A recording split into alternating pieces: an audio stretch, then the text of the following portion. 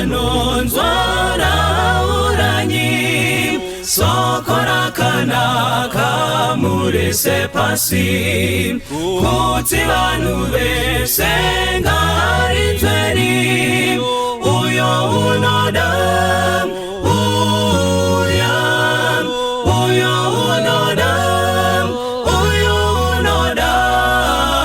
Masoko pagomone mikana Baba wadikanwa Pare kudaita Uyo unodam Uyo uya Nasi uyam Pinda pamusiwo wazarurirwa Jesu ndiye nzira yeidiega Uyo unodam Uyo unodam Tumasoko pagomone mikana Baba wadikanwa ari kudaita Uyo unodam Uyo unoda dawiraini Uyo unoda tiwirange iswi Uyo unoda upenyunarini Uyo unoda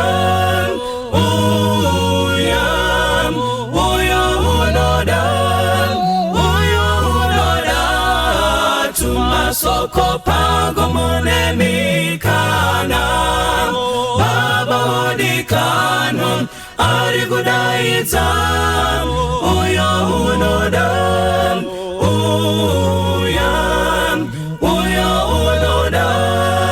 Uyo unodam Tumasoko pagomone mikana Baba wadikanwa ari kudaita Uyo unodam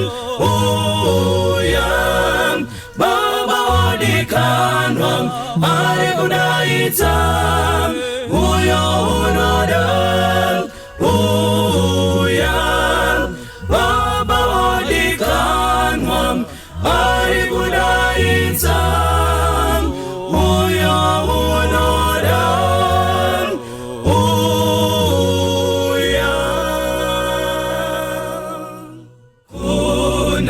Kisisam Jesu aponesam Iroso kurauram Jesu aponesam Siwisanyi katesem Kumirio kwenyanzam Tenziyano titumam Jesu aponesam Tumiranyi panyanzam Jesu aponesam Unzanyi vanyangadzim Jesu aponesam Imbanyi wozitsuam Kana vari panyanzam Pasiri chazorinzam Jesu aponesam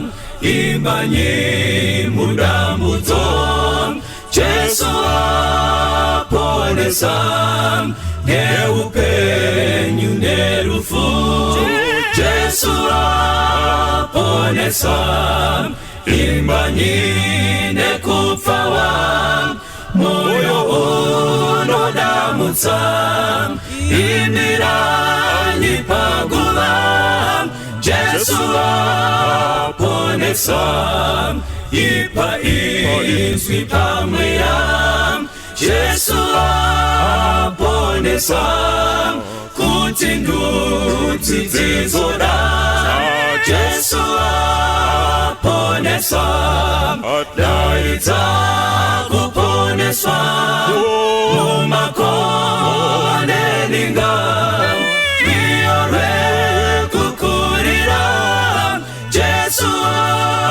aponesam Ipa izwi pamweyam Jesu aponesa kuti nduti tizoda. Jesu aponesa taita kuponeswa mumakone linga miore kukurira. Jesu aponesa taita kuponeswa mumakone linga miore kukurira. Jesu aponesa miore kukurira. Jesu aponesa miore kukurira. Jesu aponesa.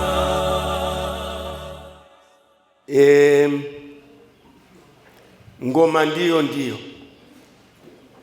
ndine nyaya yandaronga ndikanamatira, yandakaronga ndikanamatira, asi chirevo pachasika chinoreva zvikukutu kudarika zvandinofunga. Kana Mwari vane zvavanoda vanotaura kwatiri kuburikidza neBhaibheri.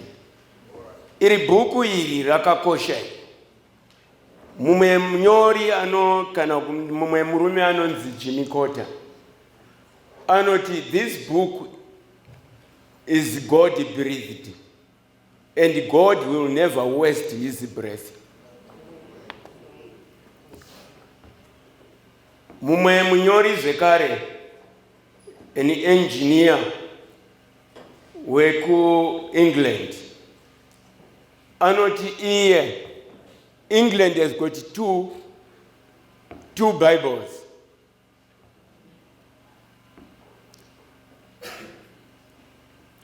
The two Bibles are the Bible and Shakespeare. Those two books England vano consider. But munyori uyu achitaura kuti England has got two books, the Bible and Shakespeare.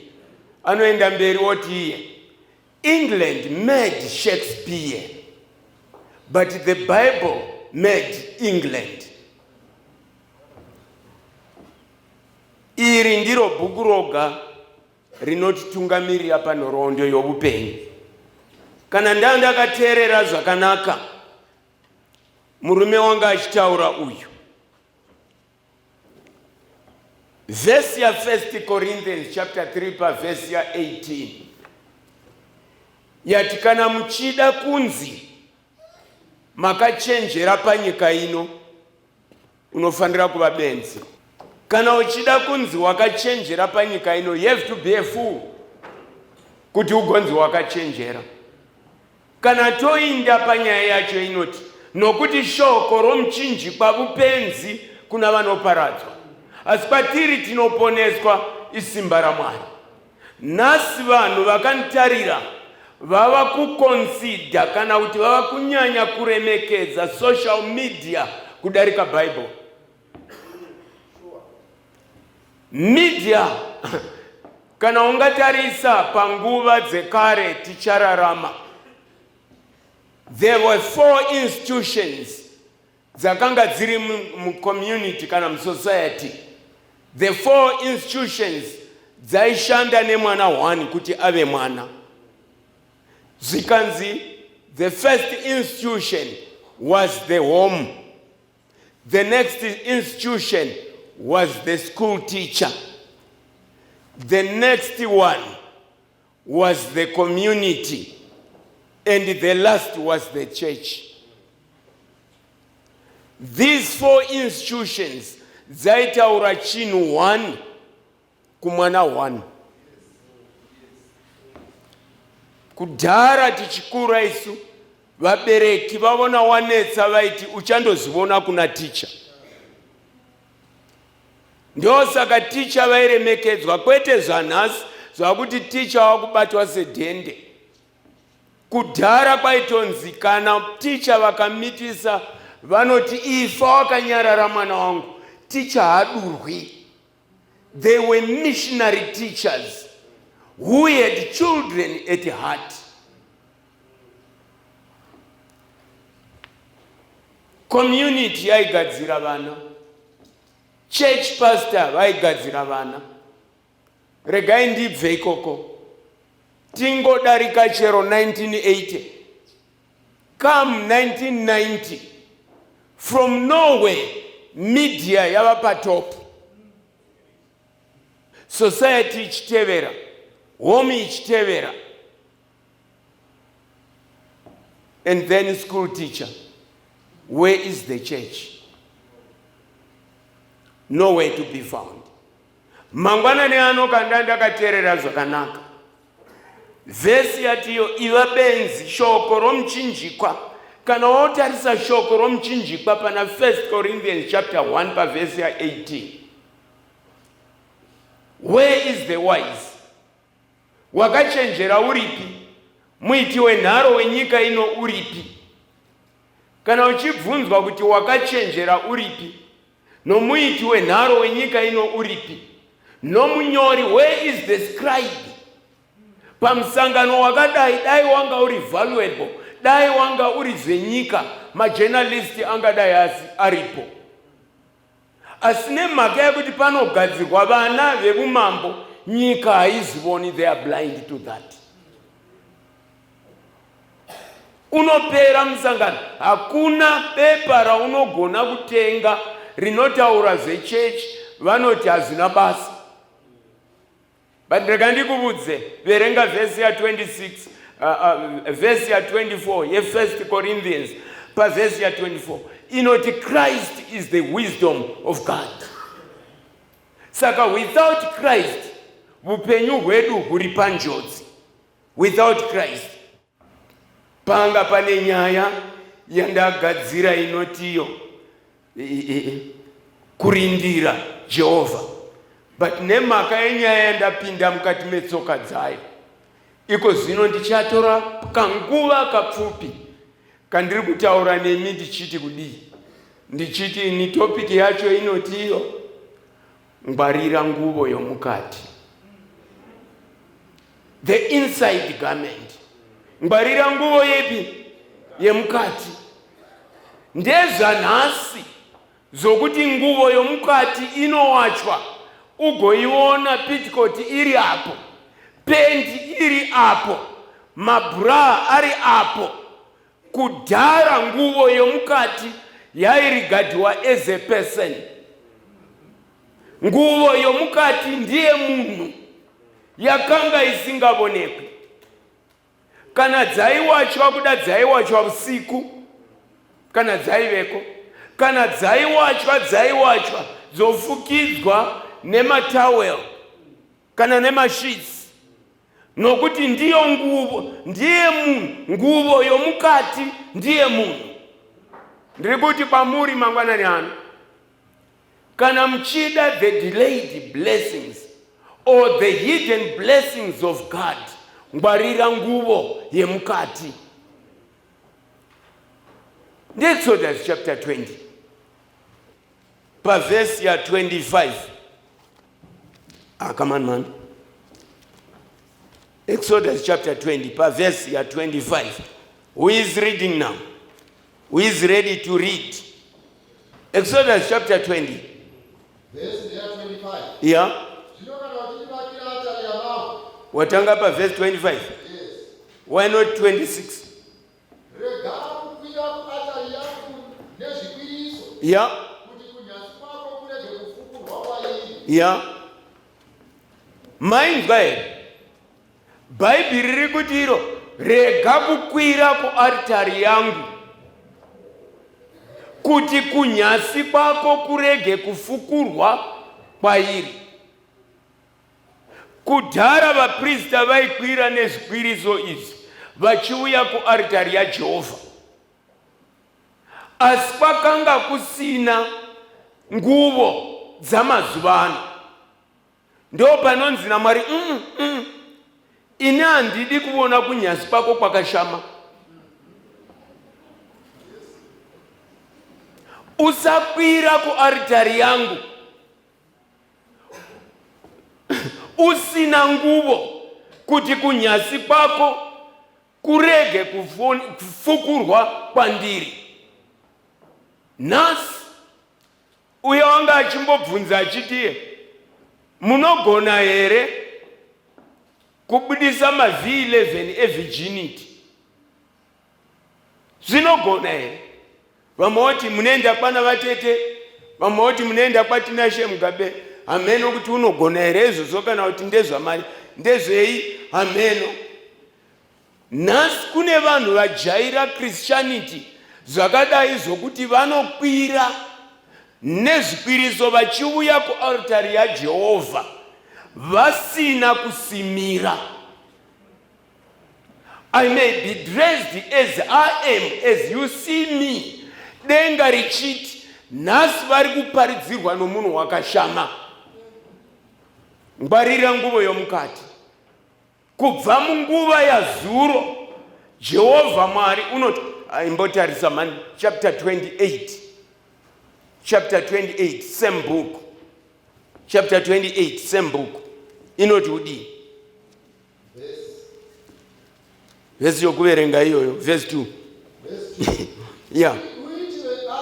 Yeah. Yeah. Yeah. Yes.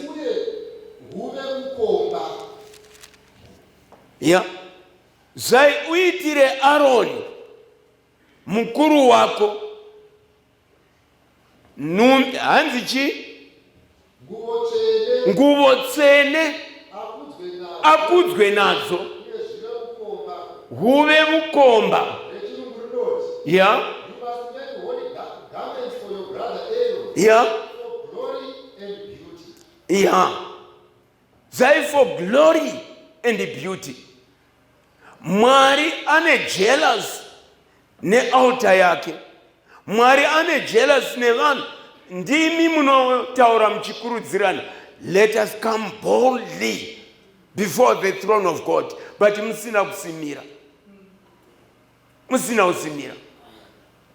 Zikanzi Aroni ngaitirwe nguvo tsene, ukaramba ichiinda nayo uchazoiona ichitaura ichitiyo.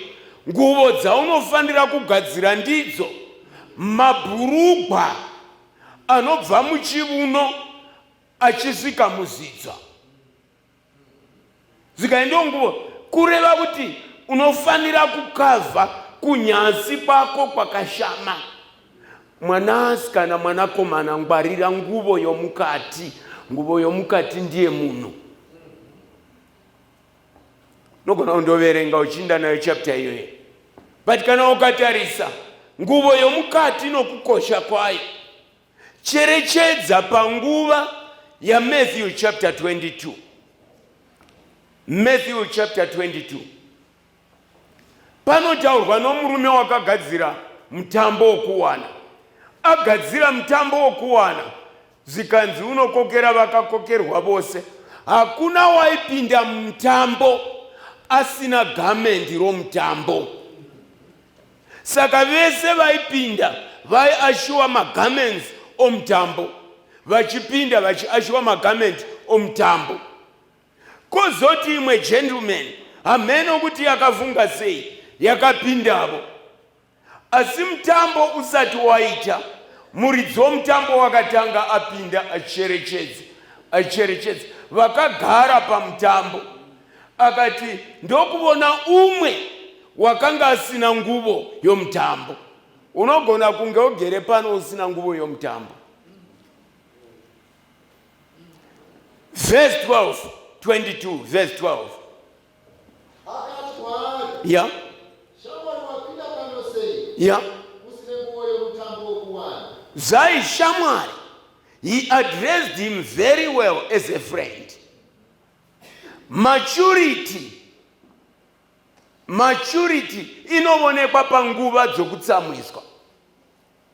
Kunyangwe dai Jesu Kristu anga otengeswa na Judas Iscariot, he regarded him as a friend. papa chine mukana wokuti waigona kutendebuka kana haida. Akatomti shamwari, zvaunoda kuita ita nokukasika. Apa muridzi womutambo haasi kutsiretena munhu wapinda mumutambo asina nguvo yomutambo. Unomuadhiresa neunyoro, unoti shamwari, iwe wapinda sei usina nguvo yomutambo? Mukati mesangano iri, iwe unopinda sei usina nguvo yomutambo? Unokwalifaya sei kupinda usina nguvo yomutambo? Ukaverenga munyori umwe anotaura kuti rimwe zuva, for the sake of my time, zvikai rimwe zuva pakaita mheremhere payapa, zvanzi rimwe jaya rakanga richitevera Jesu rakatiza. Parakatiza vakaribata, zvai rakasiya nguvo, rikamanya risina nguvo.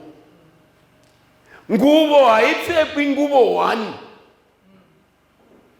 Unofanira kuva nenguvo wozova nenguvo yomukati. Iri jaya raingotevera Jesu riine mucheka bedzi. Kune vakanditarira vakangopfeka mucheka bedzi, idhende chete. Zvikai wakanga akapfeka mucheka bedzi, vakabata jaya, vachida kuribata ndokupotsa kubata nyama, ndokubata mucheka, ndokusara vakabata mucheka, rikamanya risina nguvo. Tichazviziva pane rimwe zuva. Chirevo chati pane rimwe zuva ratichaziva mutsauko wavanhu vakarurama novasina kururama, wavanonamata Mwari novasinganamati Mwari. Jaya rakamhanya rikatiza risina nguvo. Dai raiva nenguvo yomukati, munyori haasainyora kuti wakamhanya asina nguvo. Wakamhanya nhu. Shamwari, wapinda sei usina nguvo yomutambo? Kana uchinziko, ngwarira nguvo yomukati. Proverbs chapter 4. Chapter 4. Pa verse ya 23. Proverbs chapter 4. Verse ya 23, yes. Yeah. Yeah. I like that. Zvanzi chengeta moyo wako kudarika zvose zvinofanira kurindwa. Chinonetsa moyo, pataitaura kuti close the gates, kureva kuvharira moyo. Kana ukatarisa zvinhu zvinochengetwa nhasi, mari inochengetwa zvakadai zvokuti unovavona varume vachigadha mabhokisi kana anga ari mazuva ekare, masecurity akabata futi, vachinjeva vachigadha mari. Zvaipa zvose zvinofanira kurindwa. Chengeta moyo, nokuti pamoyo ndo pane zvitubu zvoupenyu. Unonzi Delira pana Samson haana kutamba nevhudzi kutanga, no. Chaakatanga kutamba nacho moyo. Uchiverenga chapter 16 ya Judges, inoti wakamunetsa kusvikira afa moyo. Chakatanga kufa pana Samson moyo. Moyo wafa, ndo paakazomuudza kuti zviri muvhudzi. Vanangu, kumwe kukona kumirira moyo. Ukakonewa kuchengeta moyo, warasikirwa noupenyu. Pamoyo ndo pane zvitubu zvoupenyu. Jeremiah unonyora 1 chapter 17 verse 9. Moyo wakavora, wakaipa, ndiani ungauziva? takagara kudai, aripo umwe ari kutotamba negajeti rake izvozvo, ari pasocial media izvozvo, moyo. Nhasi vanakomana nevanasikana vavarayirwa zvakadai. Kumakoleji kunoitiwa zvinorova, sokunge Mwari havo uri kutamba nenguvo yomukati mwanangu. Kudhara gara taiti kudii isu? Kudhara imi madhara nedzimwe chembere dzigere panapa taiti kudii iko zvino havadi kutaura. Iko zvino vari kumakoleji avo kana ukavabvunza ma2K awa vanokutaurira kuti kune mablessa. What are blessers? Baba vako ndoanoti ndina blessa wangu anouya nemari pakoleji achikupa uvone zera neonotonyara kumindrojusa kuita blessa. Vacho vanonzi mablessa ukamatarira ndiri kutini, unoita chirikadzi usati ava chirikadzi. Kusata kuti rimwe zuva dhara iro rogona kufira pachifuva chako. Zvinoitika. Hamuna kumbozvinzwa here kuti panguva Mwari akatsamwira upombwe paShitimu zvanzi 24,000 varume voga vakaverengwa, vakadzi vasingaverengwi vakawanikwa vakaita vasingatumwapo murume nomukadzi vachitakanura murume vachibvisa 24,000 vafira pachiitiko. Vanofira pachifuva chako, unodii nazvo? Chikonzero wakonewa kuchengeta nguvo yomukati. The inside garment is very important. Hakuna chinhu chinokosha somoyo. Vanakomana, hanzi kumadzimai varikovo, ndizovoka. Kumadzimai, vanakomana, unozinzwa here? Muripo here, maboys? Vanangu, heaven is real. Shun sin. Mukomana anonzi Joseph unoti ini handiiti zvakadai. Exposed. Ingotarisa kuti Joseph raiva jaya. Rinonzi jaya munhu asina kuziva chinyi kadzi. But tarisa chapter 39 kai yaGenesis. Tarisa chapter 38 yaGenesis. Anonzi Judah wakanga angofirwa 30 days later magetsi anga otochacha.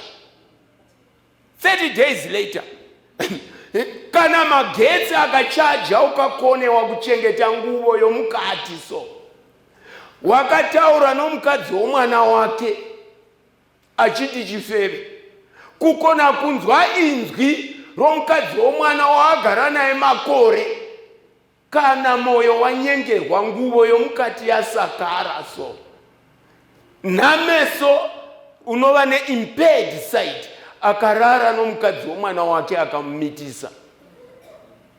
After only 30 days afirwa nomukadzi.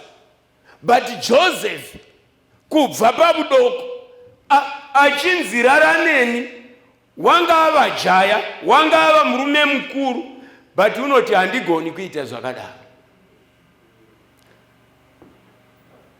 Chengeta nguvo yemukati. Bhuku razvakazarurwa ndinoridai. Chapter 19. Bhuku razvakazarurwa chapter 19. Pavhesi ya7 tinoenda pana 8. Ngatifarei, tifarisise, ya timukudze, ya nokuti mutambo wekuwanda weGwayana wasvika. zvaingatifare, tifarisise, timukudze, nokuti mutambo wokuwana weGwayana wasvika. Pane svitsa ichasvika zuva rayo. Kubva pana Adamu kusvikira pakudzoka kwaJesu Kristu, shoko raMwari rinotiro pachava necelebration. The first celebration yakaitika muEden waiva muchato waAdamu naEvha. The first celebration inoitika topinda, patinoti tapinda zikai celebration yomuchato negwayana. Are you going to be there? Uko hakuindi matsotsi, uko hakuindi magate crushers, hazvigoni. Hakuindi vakaita social media their partner in life. Asi voga vanoinda ndo vanedze thy will be done on earth as it is in heaven. The problem with us is that there are cheap threads woven in our characters. Very cheap threads. That we are still alive, you and I. It is because we are unfinished products before God. Chikonzero chokutenderwa kuuya pano ndechouti Mwari vakugadzire, vakuveze neshoko ravo. Kana vakuveza, statement inotiyo Jesu Kristu ndiye woga unogona kukupfekedza. You cannot clothe yourself.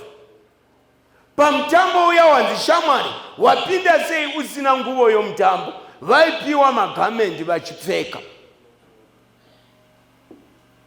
Kana Jesu Kristu otonga muvushe hwakanaka hwaMesias, verse 8 inoti kudii? Yeah. Wakapiwa simba kuti apfeke mucheka wakanaka. Always. Unopenya. Hakuna unopinda asina kupfeka. Hapana. Zai wakapiwa simba rokuti apfeke mucheka wakanaka. Haunopedza. Mucheka unopenya. Yeah. Usine china. Yeah. Rokuti mucheka wakanaka ndizo zvakarurama zvavatsvene. God is not worried about the outside. Zvamadhende zvokuchena izvi ndeimwe nyaya. Kana Kristu ovuya hakuna unoenda nedhende. Tinofanira kushongedzwa mbiri yaJesu Kristu. Kururama kwaJesu ukava pamusoro pedu. Back to Eden. Adamu naEvha kunonzi hakuna chinhu chinonetsa senguvo.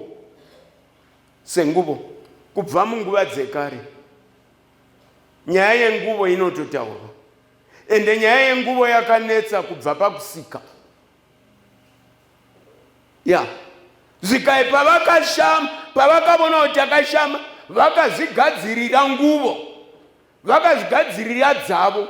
Mwari ndo vakatozoita zvokuvapfekedza nguvo dzematebwe. Nyaya yenguvo inonetsa. Mukatarisa nyaya yenguvo inofanana nenyaya yechikafu. But nhasi tiri kutaura nenyaya yenguvo. John the Baptist, description yake inotaurwa kuti wakanga achidya mhashu nobuchi, but vagotaura zvekare kuti wakanga akapfeka dhumbu rekamera. Why nguvo? Why nguvo? Chikonzero nguvo inokosha. In fact, vanotaura vanoti dress is the index of character. Saka Jesu Kristu otaura nenyaya yomoyo, yokupfeka kwomoyo. Unoti munhu zvaari zvinobva mumoyo, zvinobuda pamuromo pake ndo zvaari mumoyo.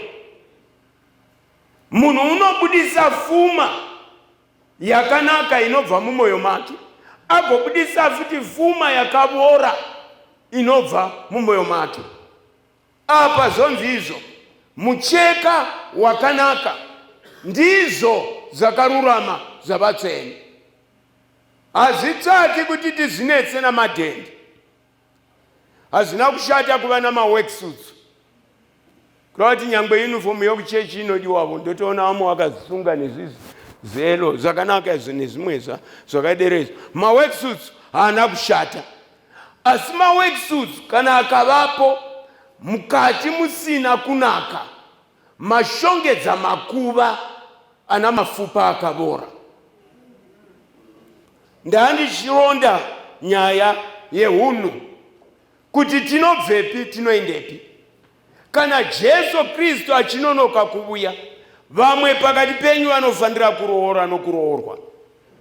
Asi usatenda kuroorwa nomunhu usina nguvo yomukati. Usatendavo zvekare kuroora munhu asina nguvo yomukati. You will live to regret. You will live to regret. Kana mama akateerera zvakanaka, shoko richifamba, nyaya inotiyo Mwari vanopa munhu second chance. Unoiona here iyo inonzi Job chapter 36 verse 8 na 11. Mwari always vanopa munhu second chance. Hapana Mwari pavasingatipi munhu second chance. Chero ukaverenga Job chapter 33, iwe inga pa 36 verse 8.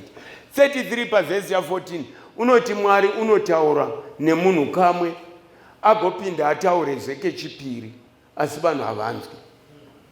Pane misangano mizhinji yakapotsa yadai yamakaatenda, wakadzokera wakangodaro.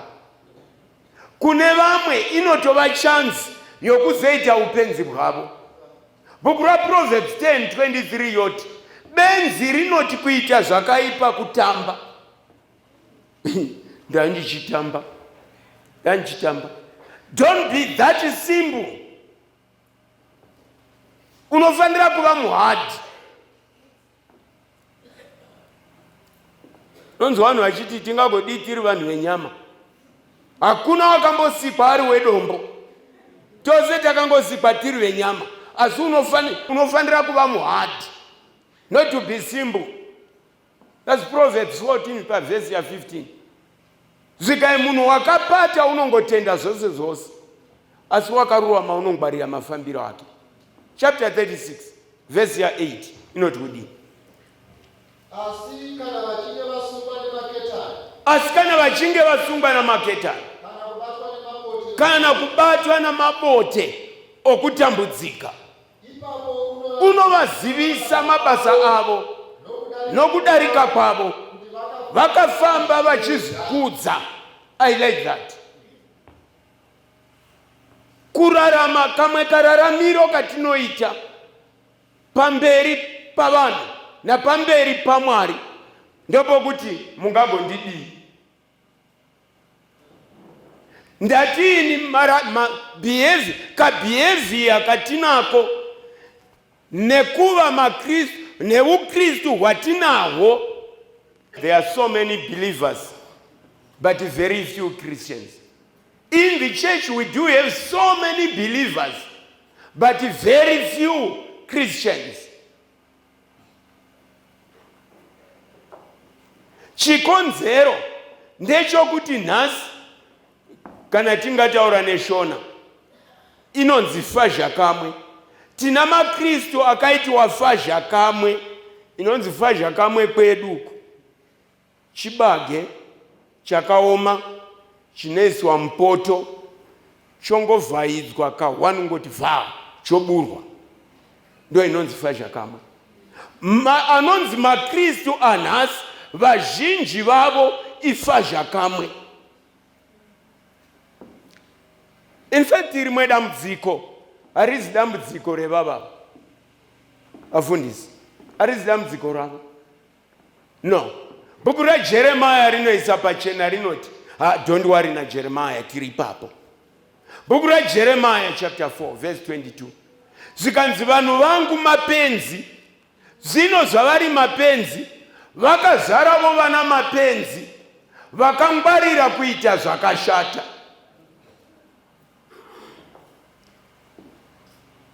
But shoko raMwari rinoshandura zvinhu.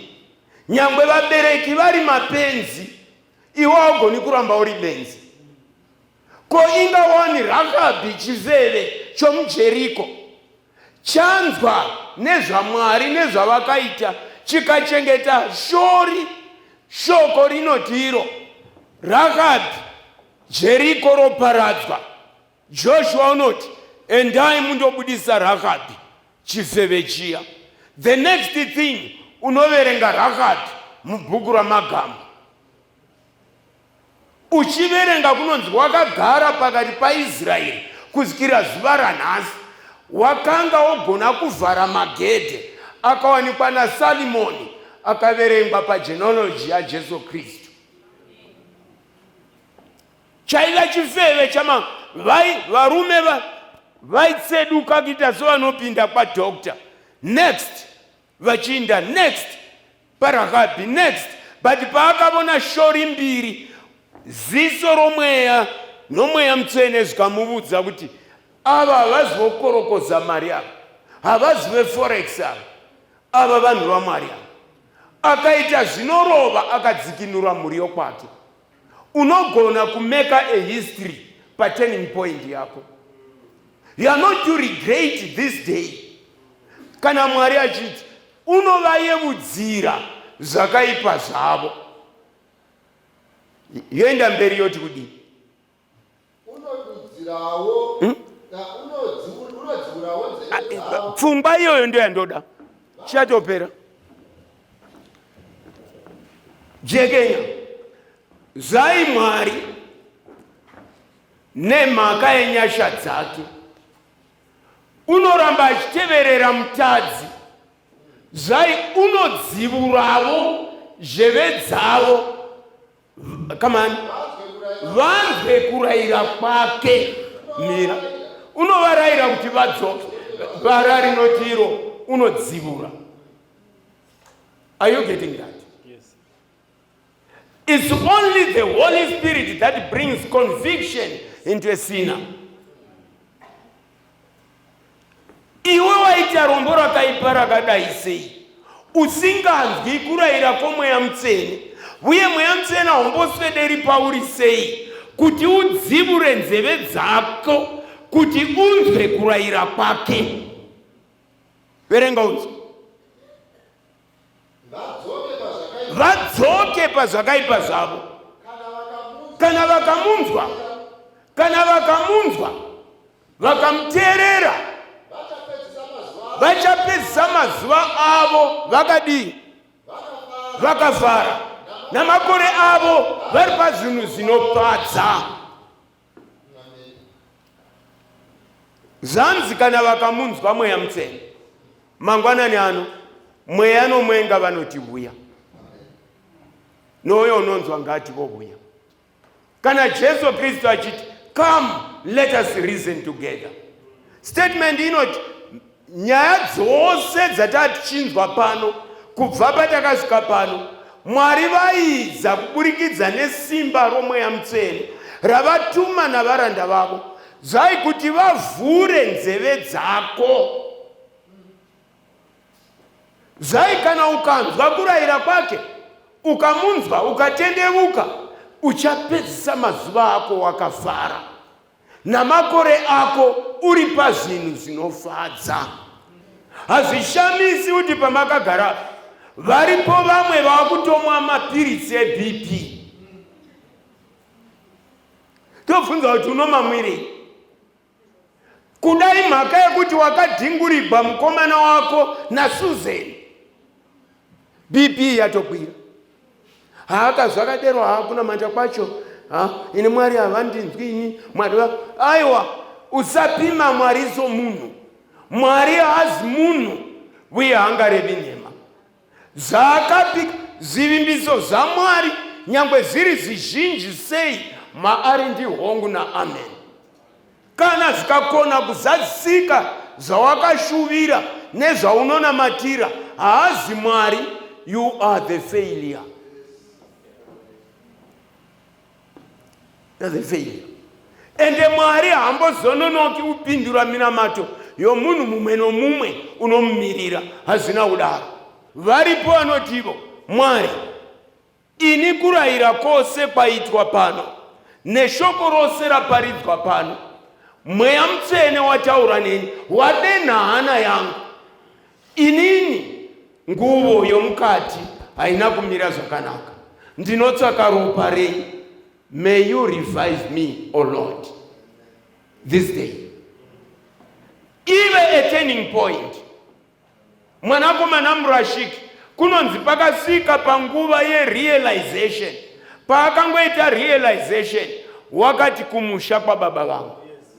We do have a home, and we do have a caring father and a caring savior.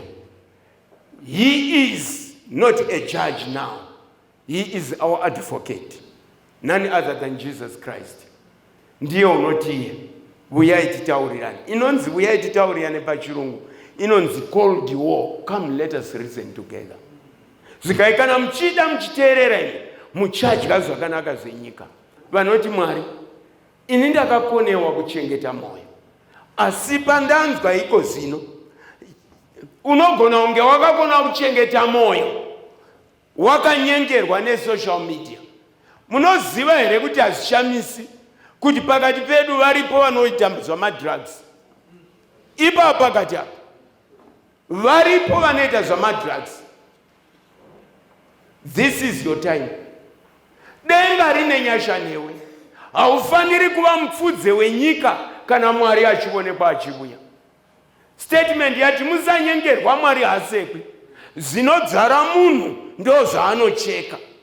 Tiza nokuda kweupenyu hwako. Varwi havachengeti zvinyorwa. Kudenga kuna Mwari. Kana ukatiza noupenyu hwako nhasi, nemhaka yaJesu Kristu, unoita chivando chakanaka. Iye wokupfekedza. Auzvipfekedzi. Kururama kwaJesu kukava pamusoro pedu, watiza dambudziko rinovuya. Kana chiri chidiso chako uchiti ini ndinoda kupedzisa mazuva angu ndakafara, unotamburirei? You are not even half of my age or quarter of my age, but already wakutotambura namapiritsi. Wakustressika. Munondistressa. Zera rako nderokustressika here. Pane unogona kudzorera mufaro mauri, ndi Jesu Kristu. Amurangariri here mai yakaenda patsime ichirambidza Jesu, zvikaya imi muri muJudha hatidyidzani. Yaita encounter naJesu. She was never the same. That same day parakapinda muguta, mukadzi iyeyo hakuna wakavona iri mhombwe kana wakamboputsa imba, asi vakainda vakati tazvionera, hatichatendi nokuti watiudza, asi nokuti tazvionera toga. You can make a difference. Paturning point poga panogona kuti Mwari vakupfekedze vati the value is still the same today. Kana chiri chidiso chako, simukati kuva nemunamato newe. Chiri chidiso chako. Pane vhesi yandoda kuverenga pekupedzisira. Pane vhesi yandoda kuverenga. Psalms chapter 85. Sumuka netsoka dzako. Mwari akomborere. Ndoda kuudzai vanangu, mamwe maziso amunonyara kutarigwa navo havavoni. Mugere pakati pezvitunha zvoga. You would think kuti ndiwo wasimuka unotarirwa nameso. Hapana unovona hapa. They are all blind. Dai vaivona kubwinya kwaishe wedu Jesu Kristu. Asi nemhaka yekuti vakapofumadzirwa ndangariro dzavo, vanochevuka kuda kuvona vamwe. Usachevukira mumwe, rangarira upenyu hwako. Are you safe there, or you are safe with Christ under the cross? Simuka netsoka dzako tiguva nenguva yekunamata newe. My pastor and the elder, come and pray. Takunamata ikosi. Varipo pakati pedu vanoti aiwa, ini kurayira kwose ndakunzwa, ndakakonewa, yes, handidi kuramba ndichikonewa.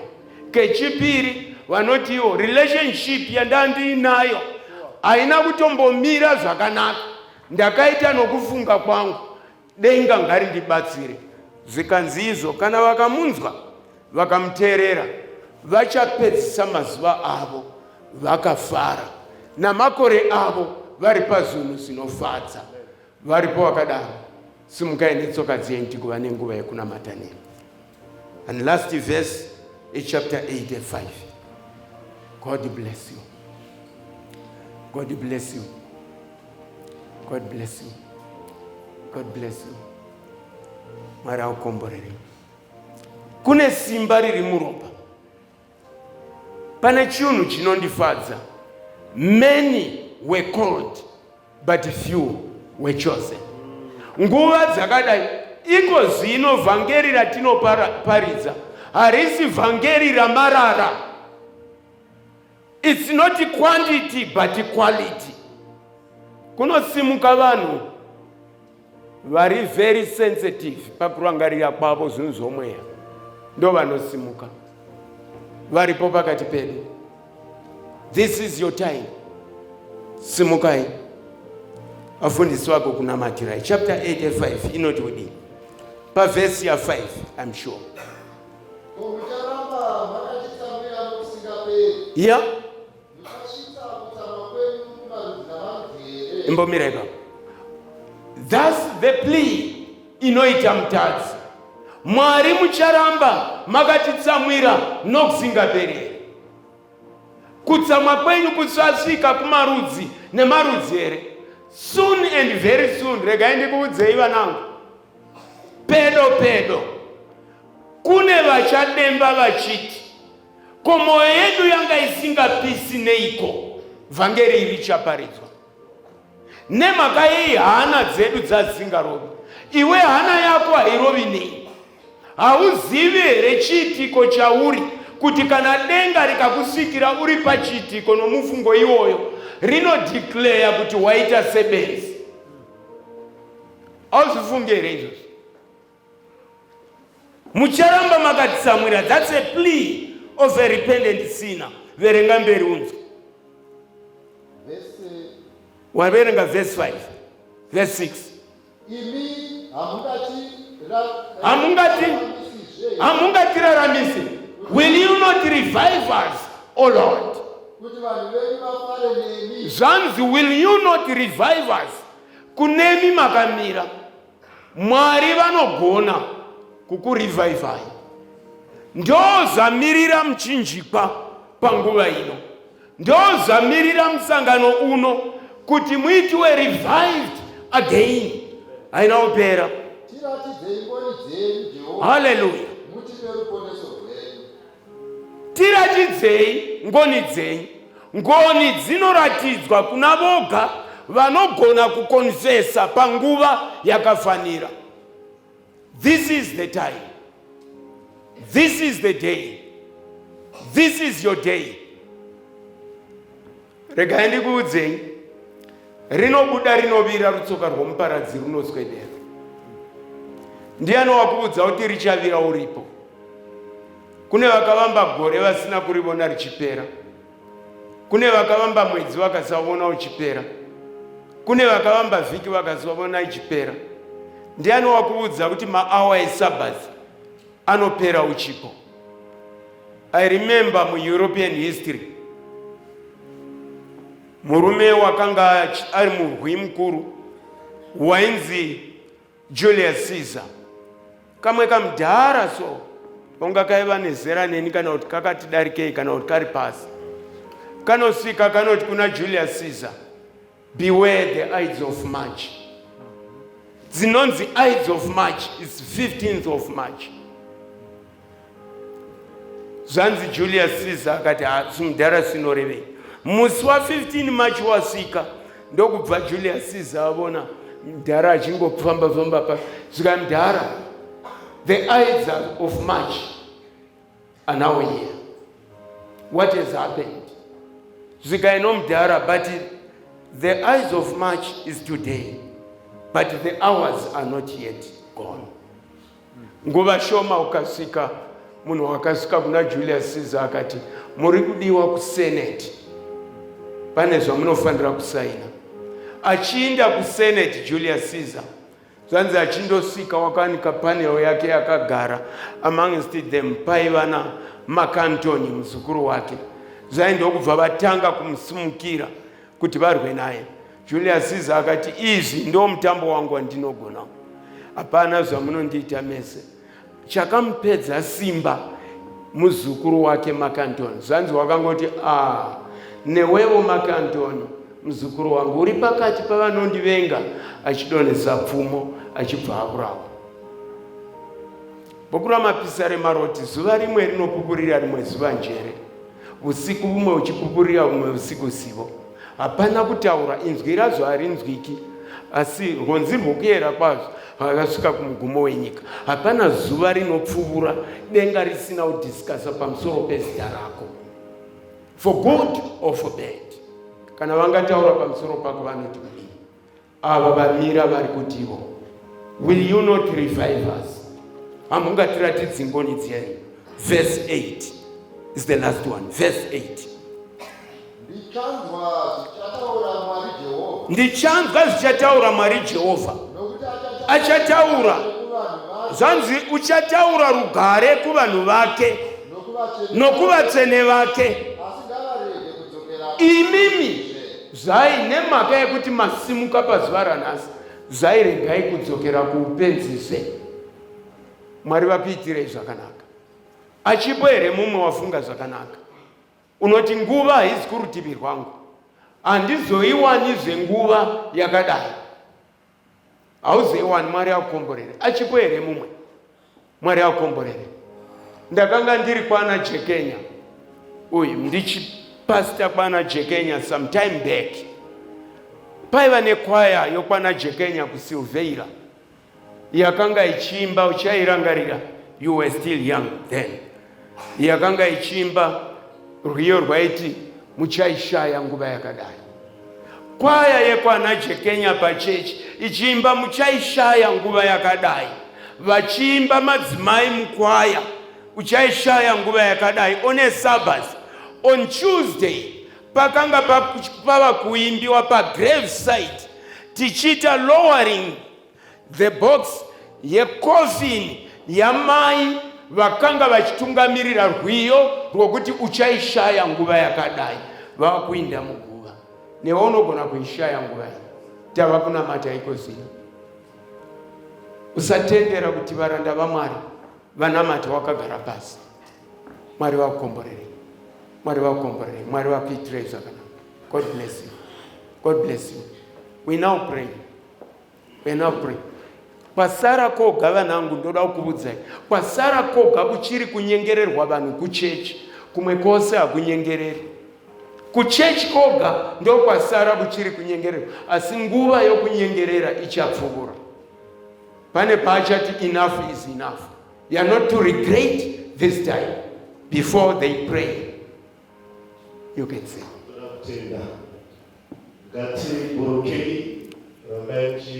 Just for a few minutes, please come down.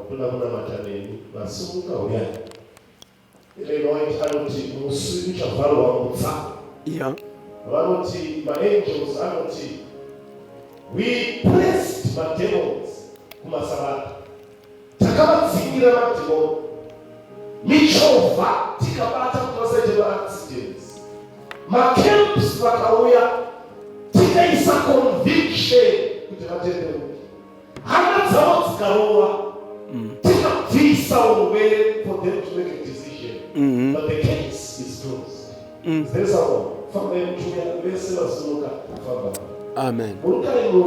This is your decision. Amen. Hallelujah. Hapana ila sala.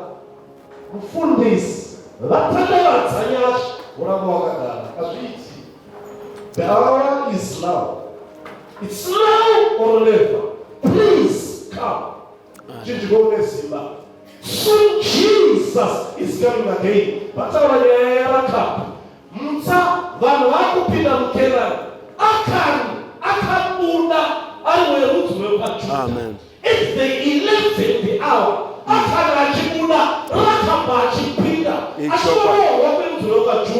Shaking at the 11th hour. Jesus mukati, mwachi una mukati. Not change in the last days. Hallelujah. This is your chance. Amen. Amen. Kana tanzu washo famba mwana waitira musangano iwe. Hallelujah. Atizivira baba. Chokwadi. Sautina mari basimize decision takula mati. Ndatina mati. Baba wedu barakumusoro munene. Tokutendai nechirero chaiswa pamberi pedu. Amen. Kusimuka kuremekeza presence yenu. Hallelujah. Maita yenu mari, the effects of the cross are still being realized. Hallelujah. Tokutendai mari. Amen. Vafamba vauya. Pati vangani moyo yakaparuka. It might be broken pieces, but you can make them whole. Umanuda simba rekufighta the past. The challenge is above elders and pastors. Zona mchinji kwanish. Ragareo mazinza hawa vauya. Mwemudundu wanochema vanyaradze imani. Titiro shamisa. Pavafamba inonosia zviri mudundu zvavafambira. Mwari isaiwo simba rinoshamisa. Mubvise guilt and shame and give them peace and confidence. Kuti Mwari patafamba zvaperi. Tendai Mwari. Vanabe muchirobafadzana mufundisi. Pavaminista. Muchenese nziyo wenyu, mudzivirire simba. Yote kuchaka kuushanisa pandima dzinoteerera tanamata naJesu. Amen. Ungasununguke muchitema iripo simba mumaropa.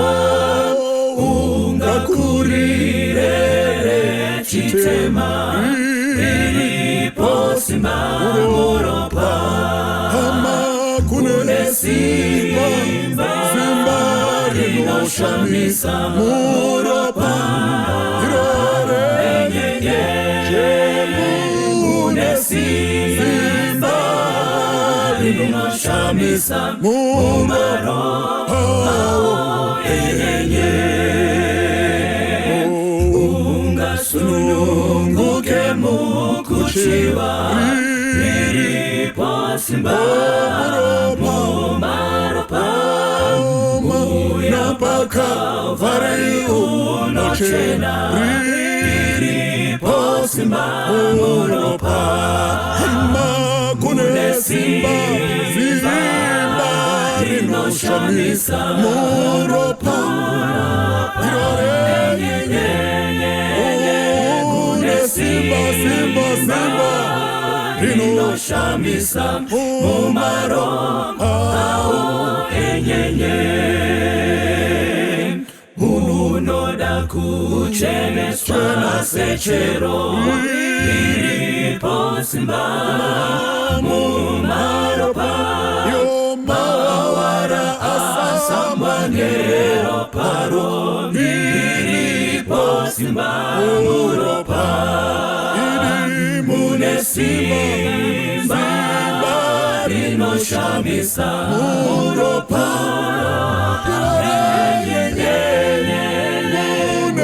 Simba rinoshamisa mumaropa.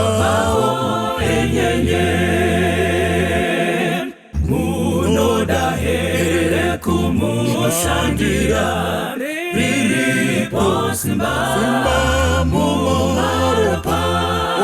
Unoda kuimba ndere kukuza iripo simba muropa.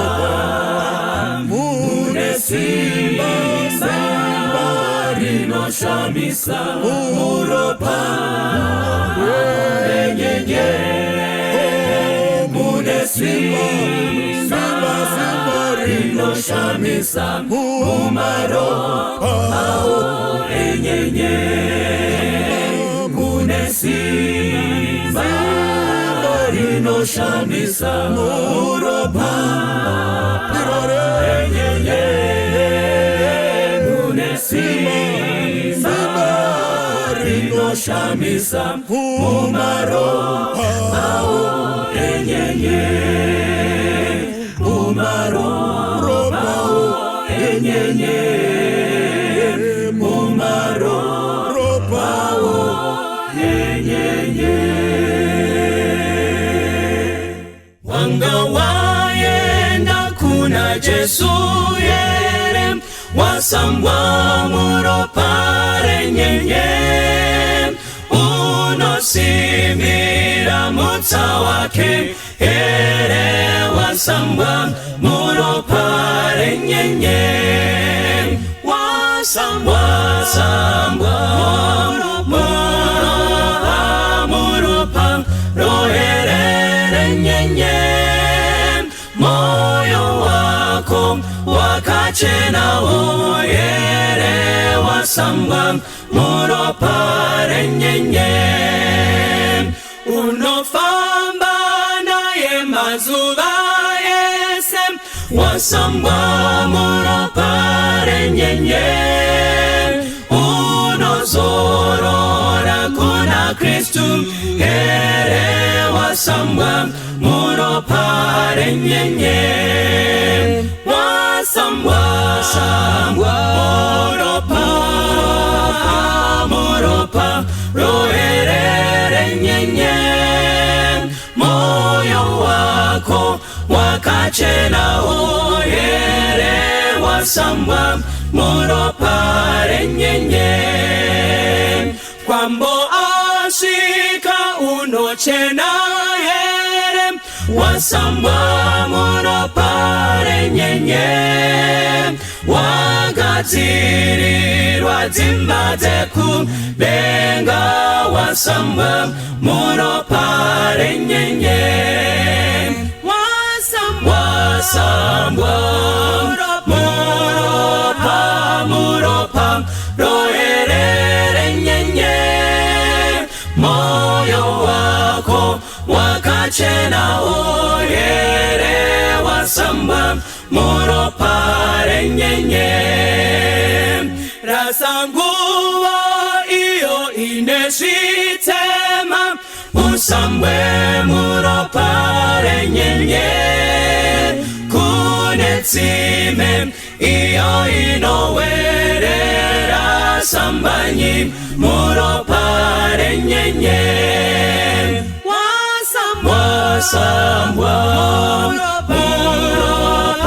muro pa roerere nyenye moyo wako wakachena oyere wasamba muro pare nyenye wasambwa muro pa roerere nyenye moyo wako wakachena oyere wasamba muro pare nyenye moyo wako wakachena oyere wasamba muro pare nyenye moyo wako wakachena oyere wasamba muro